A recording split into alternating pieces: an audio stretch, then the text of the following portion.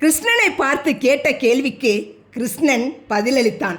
விவேகம் உள்ளவனே ஜெயிக்க வேண்டும் என்பது உலக தர்ம நியதி. துரியோதனனுக்கு இருந்த விவேகம் தருமனுக்கு இல்லை. அதனால்தான் தருமன் தோற்றான் என்றான் கண்ணன். உத்தவர் ஏதும் புரியாத அதிர்ச்சியுடன் திகைத்து நிற்க கண்ணன் தொடர்ந்தான். துரியோதனனுக்கு சூதாட தெரியாது. ஆனால் பணயம் வைக்க அவனிடம் பணமும் ஏராளமான ஆஸ்தியும் இருந்தது. பணயம் நான் வைக்கிறேன். என் மாமா சகுனி பகடைக்காயை உருட்டி சூதாடுவார் என்றான் துரியோதனன். அது விவேகம்.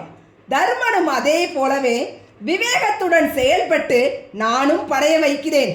ஆனால் என் சார்பாக என் மைத்துனன் ஸ்ரீகிருஷ்ணன் பகடைக்காயை உருட்டுவான் என்று சொல்லியிருக்கலாமே. சகுனியும் நானும் சூதாடி இருந்தால் யார் ஜெயித்திருப்பார்கள்? நான் கேட்கும் எண்ணிக்கைகளை சகுனியால் பகடைக்காய்களில் போடத்தான் முடியுமா? அல்லது அவன் கேட்கும் எண்ணிக்கைகளை என்னால் தான் போட முடியாதா? போகட்டும்.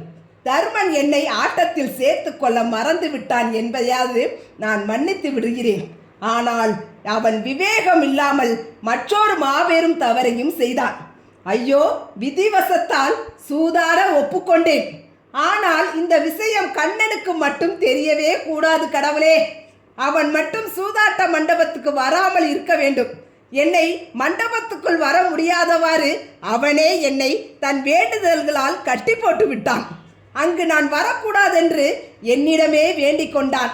யாராவது தனது பிரார்த்தனையால் என்னை கூப்பிட மாட்டார்களா என்று மண்டபத்துக்கு வெளியில் காத்து கொண்டு வெகு நேரமாக காத்து நின்றேன்.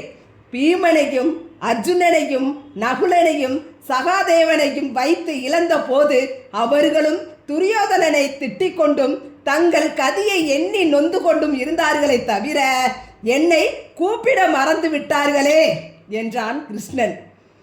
அண்ணன்